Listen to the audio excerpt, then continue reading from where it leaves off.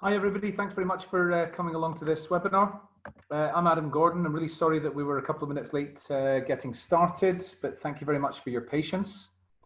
I'm going to share my screen with you and I'm going to talk you through pretty much everything I know about the subject of talent pipeline automation. Feel free to just ask any questions. Do it using the chat function because that's where I'll probably see your questions coming up before anywhere else. So I've spent 21 years in recruitment, and most of that is in recruitment marketing and sourcing.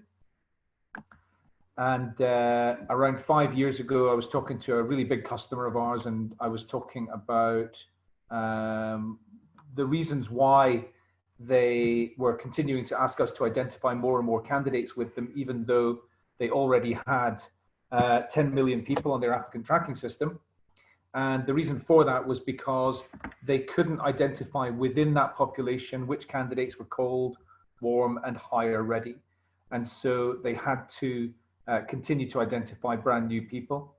And that's why LinkedIn and sourcing and advertising and other activities was more useful for them.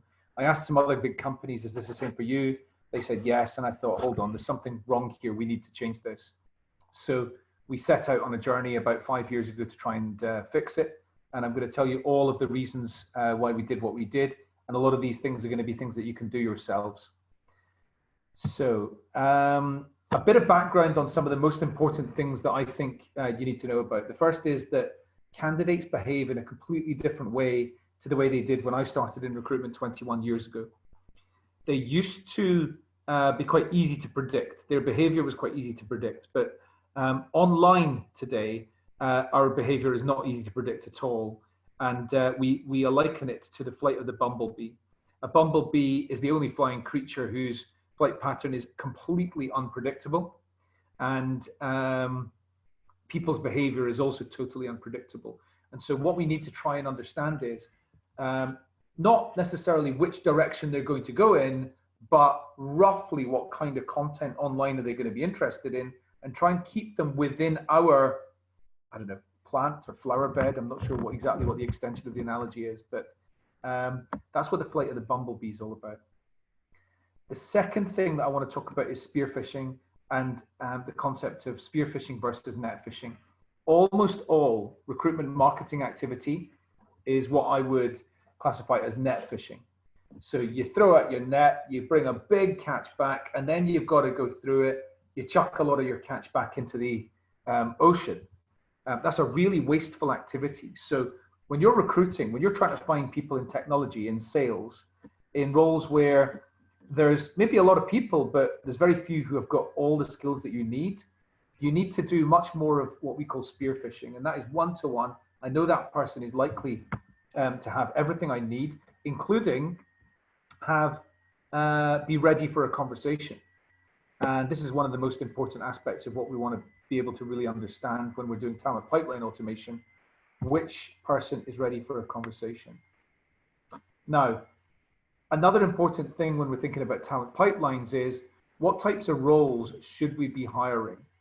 I think it's quite simple. It's regular versus irregular hires. So for those regular hires, you need to do like she's doing, and you need to farm your candidate database. You need to grow those crops, and you need to have a constant throughput of produce. You need to turn it into an ecosystem. And you do that by putting in the right ingredients, the right amount of water, the right amount of sunshine, and you've got a great harvest. The alternative is this way of doing things, which is very much one-to-one, and that's the kind of exec search type methodology. I recommend that that's the right thing to do when there's very, very few candidates that could do the job. There's very, very few people with the right skill set, or when it's a particularly senior role. My customers think about taking this kind of approach. This is the harvesting approach, and this is the talent pipeline approach. They think about this way of doing things when they're hiring 10 or more of the same types of people each year. So I deliberately use the example of tech and sales because they're often, in a lot of companies, they're two areas where you are regularly hiring. But if I think about other organizations, Marks and Spencer's, digital. Lloyd's Banking Group, digital. IQVIA, clinical project managers. Thermo Fisher Scientific, scientists. There's lots of different examples of where organizations have got specific skill sets that they do a lot of hiring for. That's where the talent pipeline approach is going to be the right kind of way of doing things.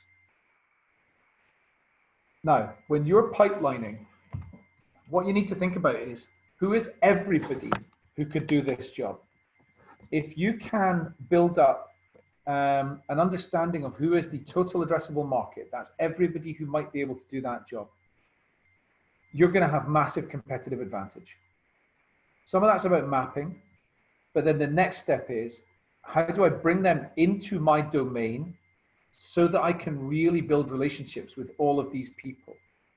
If you're able to do that, take those steps to convert people from being complete strangers through to wanting to work for your organization, you've got the holy grail of talent pipelines.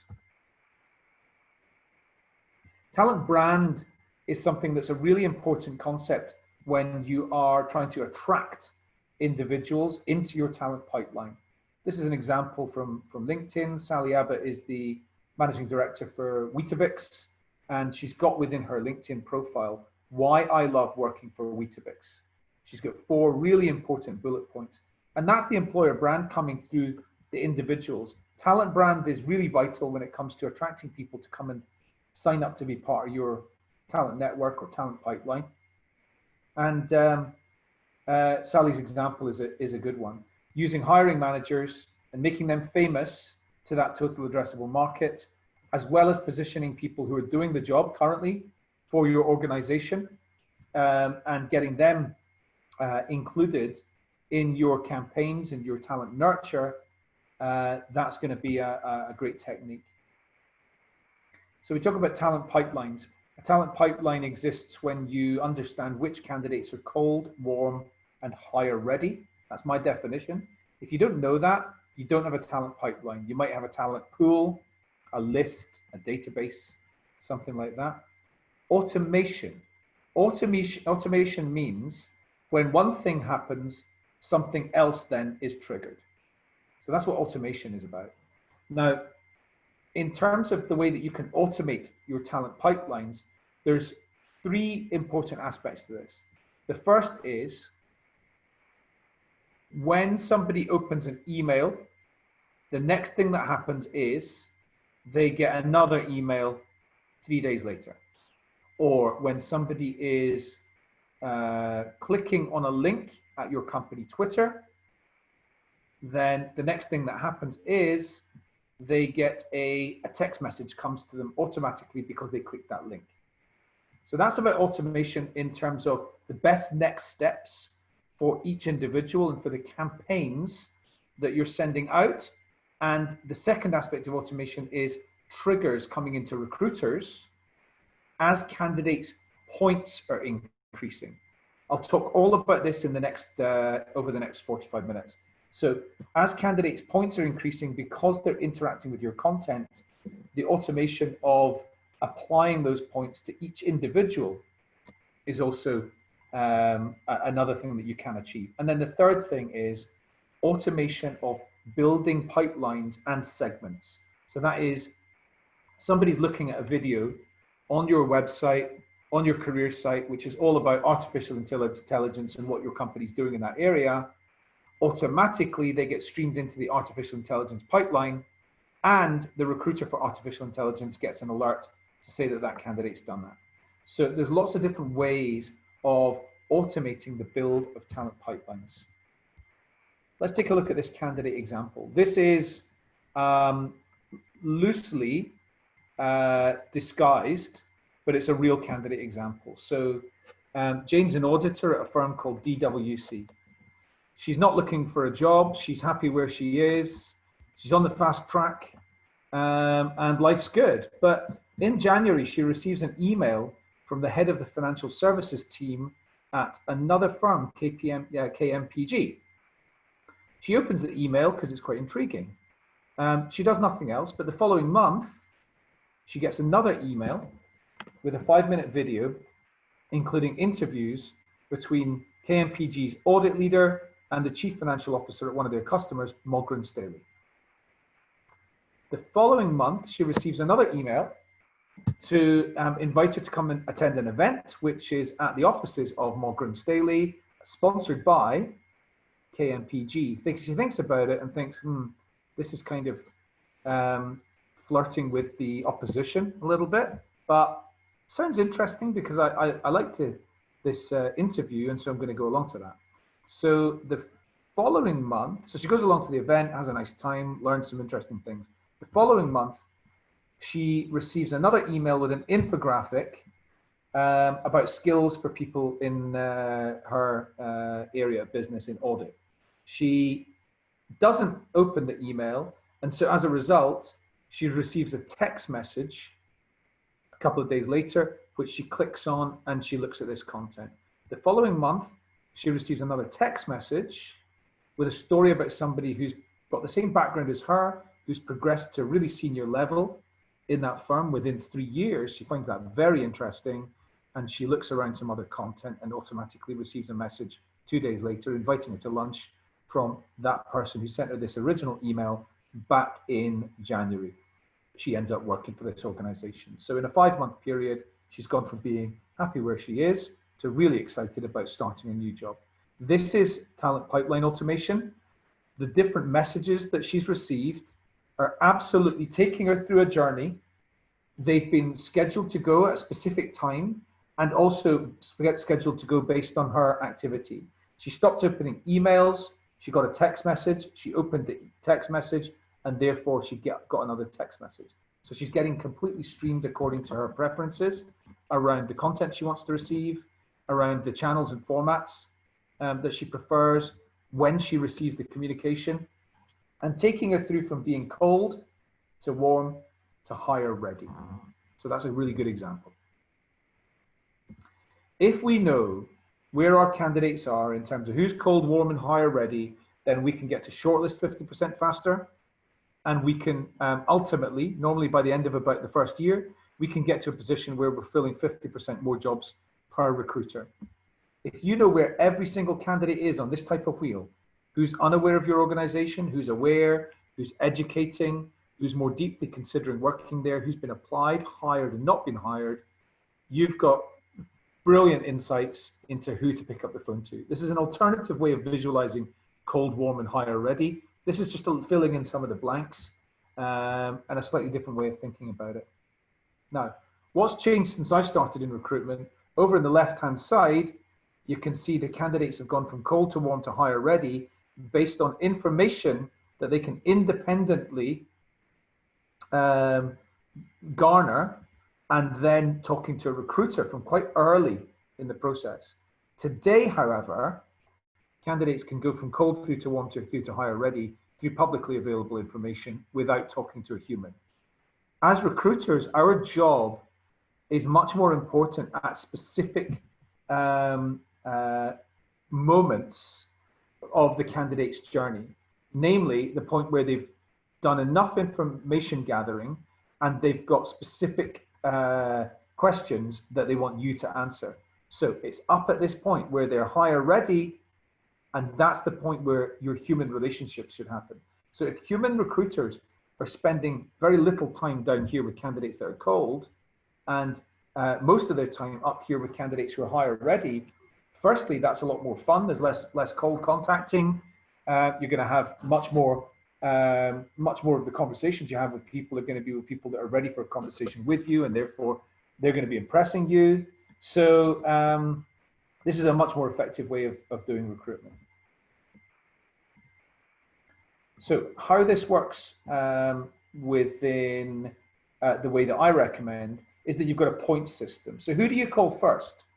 If you can see that in the last week, John opened an email from your organization, but did nothing else, whereas Jane opened the email, clicked the link, looked at the landing page, looked at your company on Glassdoor and YouTube and the hiring manager's LinkedIn and the job description, clearly Jane's more likely to be ready for a conversation than John at this point. If you've got 500 Johns and Janes, you want to try and understand really quickly which are the Janes, and let's go and talk to them first because they're going to be more likely to be ready for a conversation. So we apply a point system to this.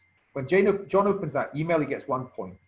When Jane opens the email, 1 point, clicks on the link, 1 point, 3 points for going to the landing page, 3 for Glassdoor, 3 for YouTube, 5 for the hiring manager's LinkedIn, and 10 for the job description. So John's on 1 point, Jane's on 26 points, completely different level of interest. And only when you can understand what the candidates have been doing in the background can you really detect Jane is extremely excited about your business. John's not particularly done anything to suggest he is yet. For any geeks that are watching this, you might be interested in how this works. When Jane opens the email's embedded with a pixel, which activates a cookie. That means that we know which link she's clicked and therefore where she's gone from there. At a landing page, it's embedded with a tracking script. Clicks on the link from there, that's how that gets tracked. On the Glassdoor page, the YouTube page, and the LinkedIn page, they all have custom redirect URL links, which mean that when the person clicks on that, that's all tracked. And then the job description is probably on the career site. And again, that's got tracking script on there. So that's another example of how you would understand better about who's cold, warm, and hire ready. Now, to do your kind of candidate nurture, to build up your candidate pipelines, this is the type of content map that we recommend. Content for candidates who are cold, warm, and hire ready. The good news is you've probably got most of this content already made. It just hasn't necessarily been created for the purposes of recruitment. According to LinkedIn last year, not this year, I don't know what the stats are this year, but last year, LinkedIn said that 80% of people would be down here. They're not in the market looking for job opportunities. From our data, around 10% of people are warm, 10% are hire ready. If you look at these candidates who are cold, what are they interested in? They're definitely not interested in your job descriptions, and they're not interested in your employer branding either. We know from our data they're interested in industry insights, skills, career advice, networking events, hiring manager insights, and possibly employer news, but that is down deliberately at the bottom. Those who are warm, they're interested in your employer brand and what your company's all about. Those who are hire ready, they want to know what it's like to work in that team. They want to know what it's like to work with that hiring manager. So that's much more deep insights into your organization. In recruitment marketing, we make a big mistake. Almost every organization does it. They make a big mistake of thinking that recruitment marketing should start here. It should start with employer branding. It's all about employer branding and branding the job. Big mistake. Most people are down here. They don't care about any of this yet. What we want to do down here is really focus on bringing this information to the people to build goodwill and build relationships ahead of them being interested in looking for a job opportunity. As I mentioned, the good news is most of this exists already. A lot of this can come from your company's investor relations, alumni communications, internal communications, learning and development content, CEO's interview with Bloomberg, those types of things. And then in terms of how we would recommend scoring candidates' interactions, this is the way we would recommend doing it. Down at the bottom, you can see this is channels and formats. If somebody opens an email, it might score 1 point. If they look at your video, it might score 5 because that's a higher commitment activity. Over on the left-hand side, you can see this is subjects. If somebody's looking at industry news, for example, it'll score 1 point. If they're looking at a job description, it might score 10 points and send an alert to the recruiter to tell them that the candidate did that. Let's take a look at some workflow examples. So in terms of ways that I would recommend you go about nurturing your candidates, this is the type of example of what I would suggest. So in this workflow builder, the things that are in pink, that is actions, and then in green, that's decisions. The broken line means the candidate has done the activity. The fixed line means that. The broken line means they haven't. In this example, This is about engagement increasing with activity, or the score increasing with activity.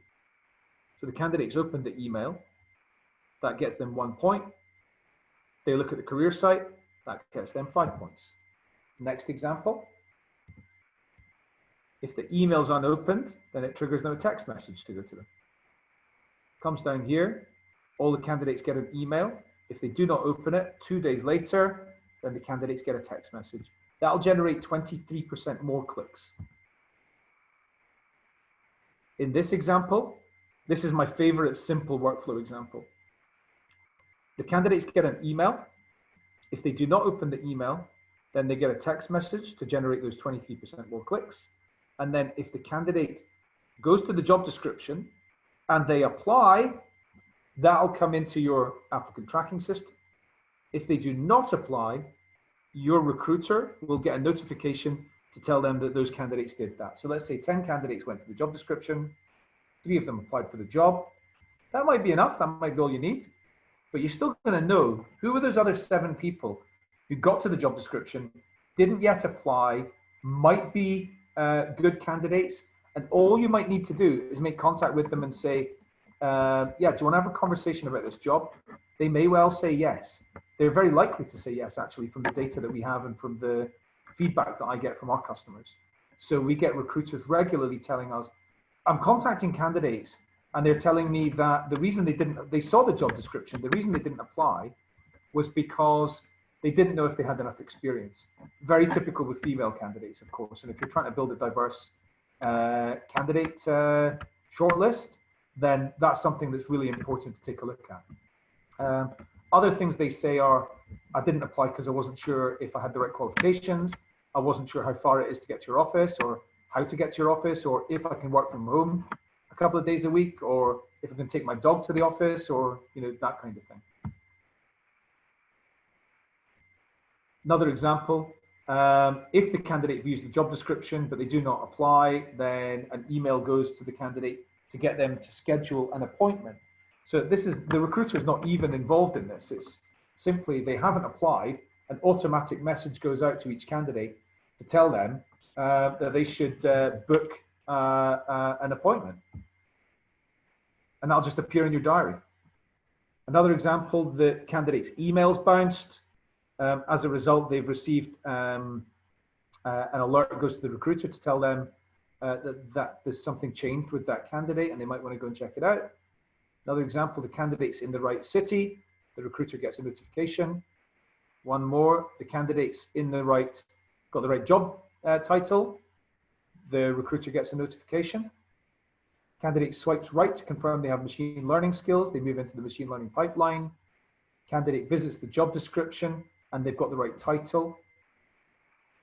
So what we want to do with our talent pipelines is visualize these really clearly so that you can take them to recruiters. And the way that we do this is, as you know, I categorize them as cold, warm, and hire ready. So what we're going to have is pipelines for different job families, like engineers, for example, and then segments. Segments might be more deep skill sets. It might be locations. It might be activities that the candidates have done.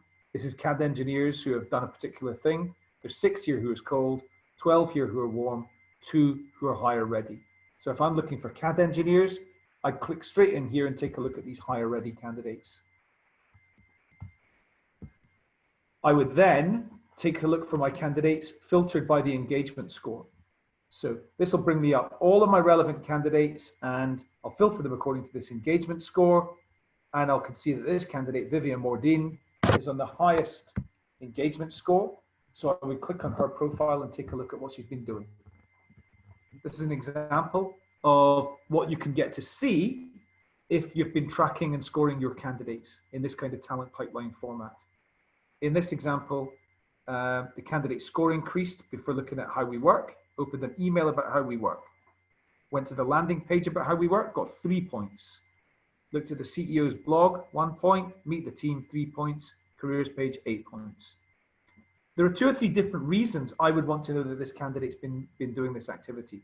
One is because they looked at this part of the careers page, a job description. If it's going to score 8 points, I would want to know the candidate's done that. I might also want to know that the candidate has scored 10 or more points in the one day, or has done 5 or more meaningful activities in that one day. That's the sort of thing you can set up when you're doing talent pipeline automation. A few examples of other use cases for this type of talent pipeline automation. The first would be internal talent pipelines. You may well have been asked to get more involved in sort of internal talent brokerage, and you might be focused on building internal talent pipelines. And so it's exactly the same format as an external talent pipeline. You're just sharing with them internal information like learning and development content and career paths, and job opportunities. And of course, what happens next when they click on that is dependent on the way that you've structured your pipelines. Got a question here from Daniela. What's the time frame on these scores, and how do you know if they have moved to another category, like from hire ready to cold? Let's just go back and show you. The simple answer to that is, in terms of time frame, is that's really up to you. You can set this up in whatever way you like. When somebody's moved, you can set up an alert to tell you any candidates that have gone from warm to hire ready. So as you can see here, there's 848 who are warm. When a candidate goes from warm to hire ready, you can have an alert that comes in and tells you that that candidate has come into that stage. We call these stages cold, warm, hire ready. Cold, warm, hire ready would also correlate with what's the candidate's score. So it might be cold is from 0 points to 10 points. Warm is 11 points to 20 points. Hire ready is 21 points plus, for example. So that's one way you could do it. In terms of time frame, this is never ending. This is talent pipeline automation is not a campaign. Much as some of the content that you send out might be based on campaigns, this is like never-ending, ongoing nurture. So it shouldn't end. And in terms of timeframes, what you can do is you can set negative activities can score negative points. So for example, if somebody does not open an email within 2 days, you could have them come down a point. So lots of different ways that you can do that.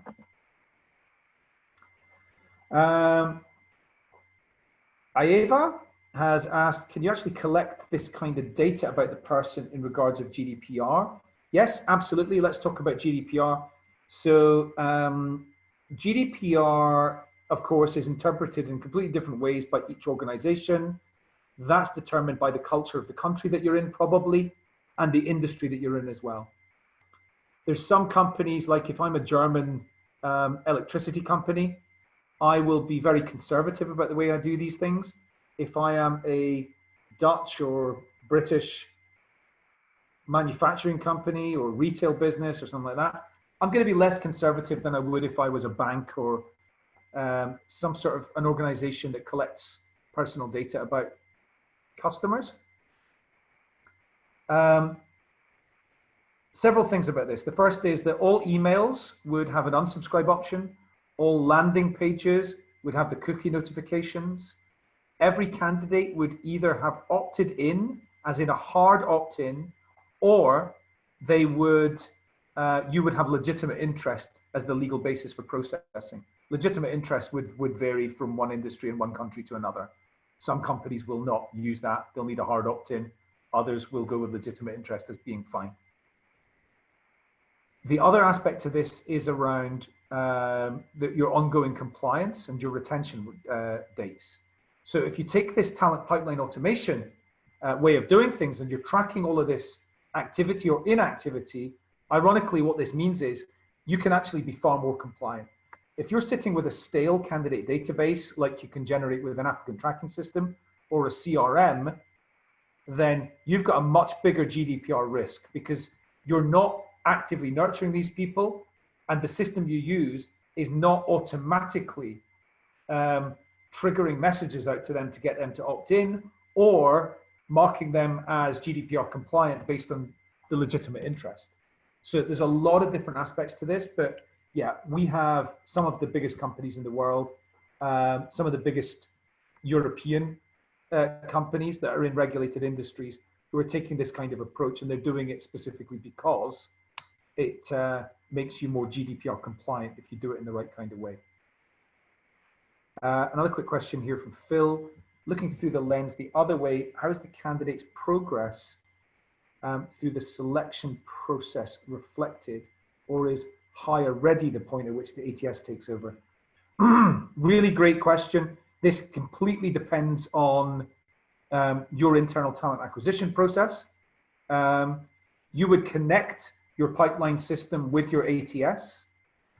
Is probably the best way to do things through a bidirectional API.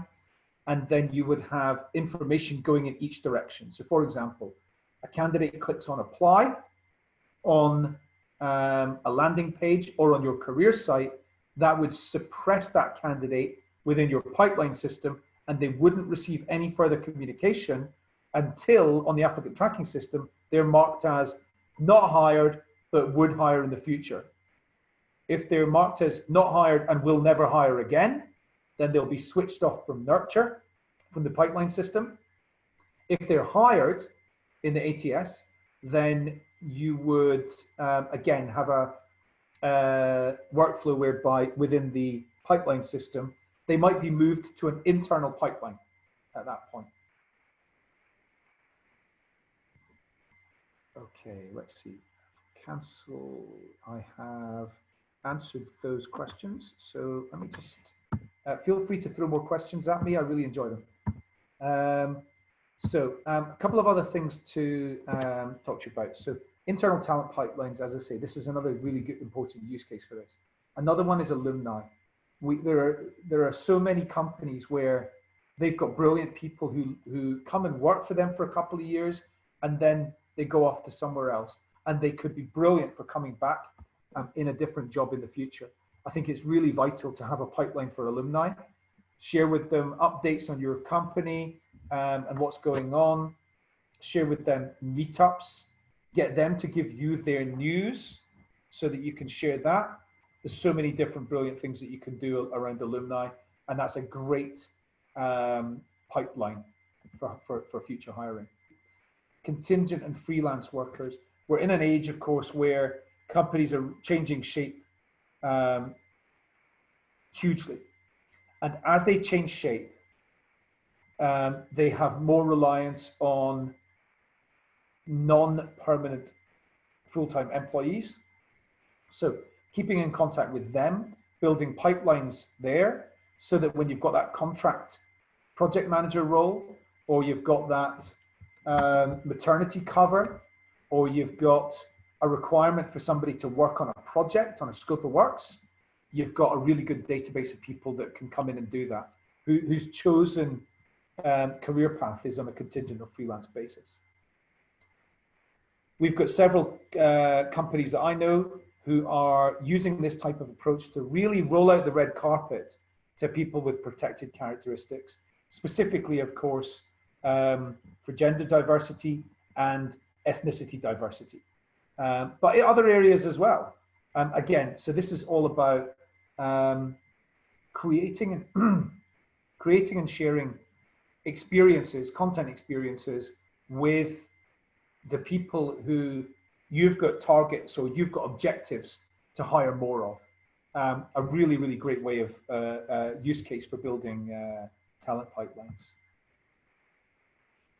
Executive hiring absolutely can be done. Quite honestly, I've done it in my own business, where we've made an offer to a chief technology officer on Monday, who accepted the job yesterday and is starting with us in a few months' time.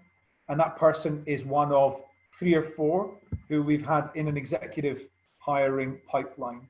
We've been keeping in contact with people there's about 6 different jobs. We've got 4 or 5 people, and we're only a company of 20. And we've got 6 different jobs where we've got a pipeline of 4 or 5 people for each job who we want to keep in contact with. And we've got an active campaign. They all get something from us about once a month to just keep them informed about how we're getting on.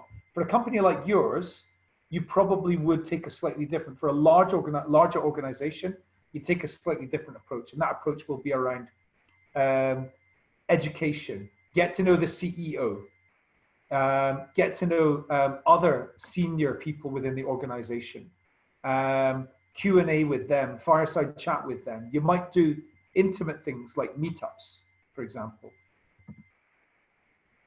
That's something that a few organizations I know are also doing.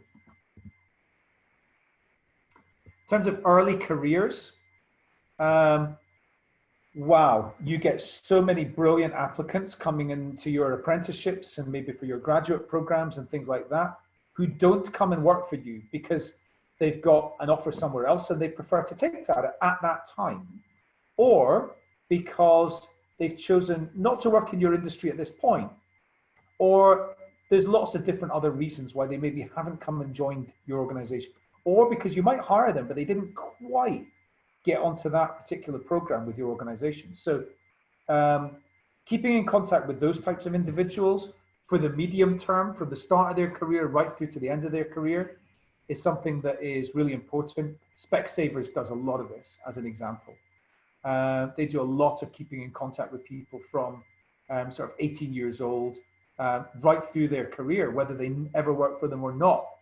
It's very, very effective. The only difference with this would be the style of communication is going to be slightly different. You're going to use different types of content assets, different types of content formats, for example, than you would in trying to nurture at the executive level. The last one I want to talk about is talent communities. Again, another great use case for talent pipeline automation. This is a really great example. I mentioned Specsavers a minute ago. This is a talent community called Green Club, which is owned by Specsavers. They don't call it a talent community anywhere. They don't even say Specsavers anywhere. It is purely learning and skills and networking for optometrists and audiologists.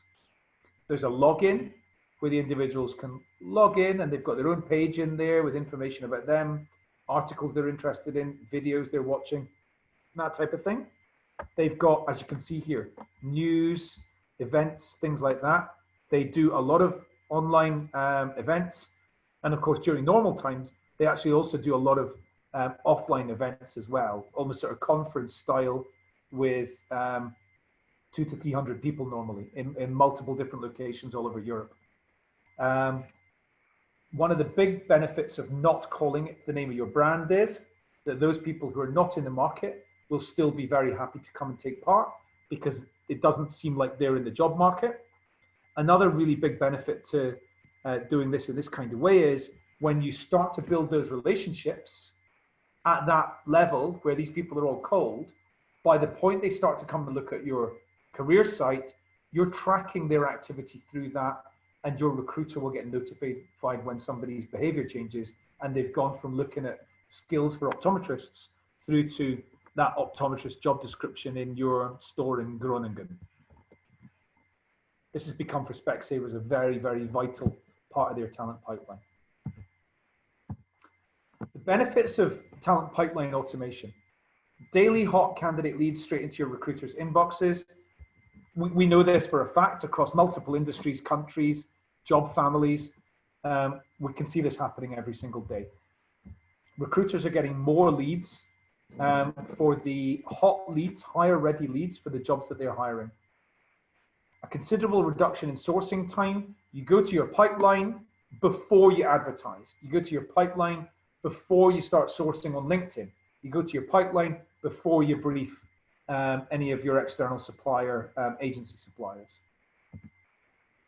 The optimum personalized candidate experience, because the way that you're doing this, it understands that John likes content about skills in a video format through email.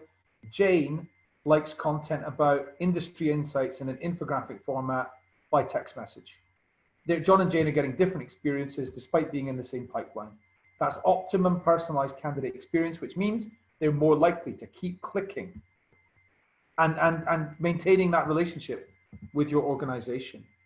Much enhanced recruitment marketing performance, because you can see what's working and what's not. What types of emails are working? What types of text messages or social media messages are working? What tweets are working and driving interest and driving clicks? What Instagram posts? What LinkedIn posts? what times of the day, what days of the week, and what are the variances from region to region, country to country, and within job families as well, within pipelines.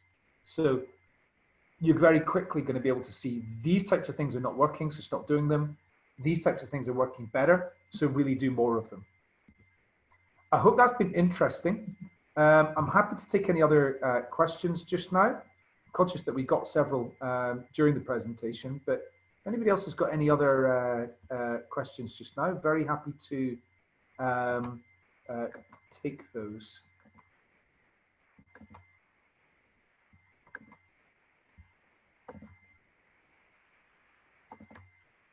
I'll make sure that everybody gets a copy of this recording. Everybody who's turned up, feel free to share it with anybody in your team. And feel free to make contact with me anytime if you've got any questions and you want to take it offline. I'm easy to find on LinkedIn. I'm easy to find on Twitter if you look for Adam Gordon and Candidate.ID. I'm easy to find on Facebook as well. I'm on Recruiters Online and various other Facebook groups, so very easy to find there too. So thank you very much for taking the time to come and listen to me. I'm sorry we're a couple of minutes late in getting started. I hope it's been really interesting, and I hope that you're going to be able to take some of the things that we've talked about and do better and better talent pipelines and talent pipeline automation. All the very best.